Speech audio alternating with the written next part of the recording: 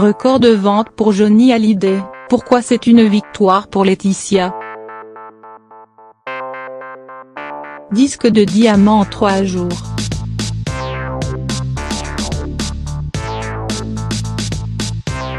Le dernier album de Johnny Hallyday, Mon pays c'est l'amour, sorti le 19 octobre, a battu tous les records.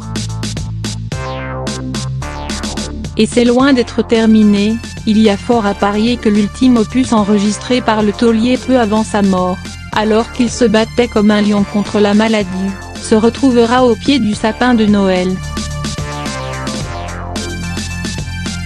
Ce sont des ventes hors normes, qu'on peut qualifier d'historiques, a admis Thierry Chassagne, patron de la Varney Musique France, auprès de France TV Info. Plus de 631 000 exemplaires de l'album ont déjà été écoulés.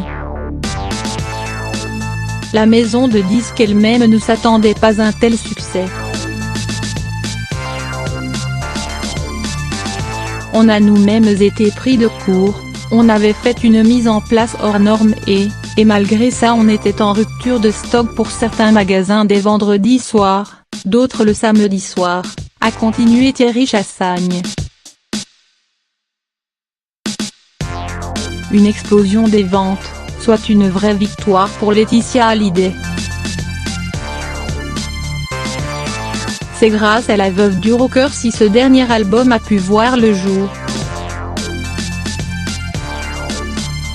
La mère de Jade et Joy en est la directrice artistique, son expertise s'est nourrie de ses 23 années passées auprès de Johnny Hallyday.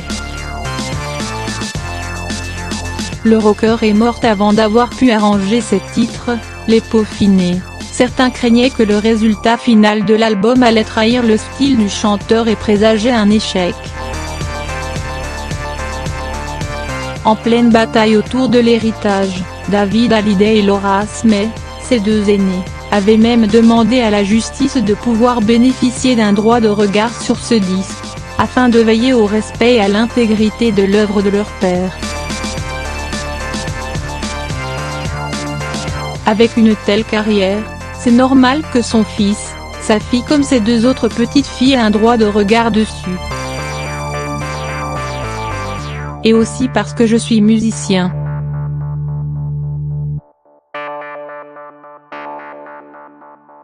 Il m'a toujours fait écouter ses albums avant qu'ils sortent, au moins en partie, justifiait alors le fils, selon l'AFP. Heureusement, de l'avis des fans, Mon pays c'est l'amour est une réussite. Laetitia Hallyday a donc su rester fidèle à l'esprit de feu son mari. Autre risque que la veuve de Johnny Hallyday aurait pu craindre, le boycott du public. Son image a été sérieusement entachée par la bataille autour de l'héritage à laquelle se sont livrés les membres de la famille de son mari. Dans son testament, la star a choisi de léguer son patrimoine à son épouse, estimant avoir déjà fait d'importantes donations à ses 2 aînés par le passé. La prochaine audience aura d'ailleurs lieu au tribunal le 30 novembre prochain.